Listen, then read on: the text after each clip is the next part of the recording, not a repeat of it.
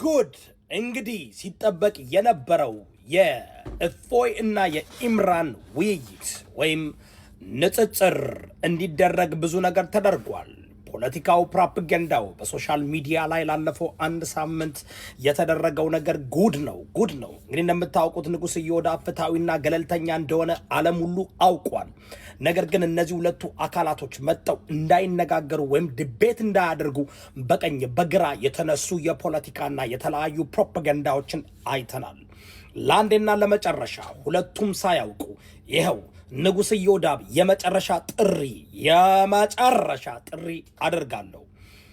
እሁድ በኢትዮጵያ ከምሽቱ 2 ሰዓት የመጣ ይመጣል፣ ያልመጣ አይመጣም። በመጀመሪያ በተያዘለት በነቢያቶች የሰበኩት እግዚአብሔር ማን ነው?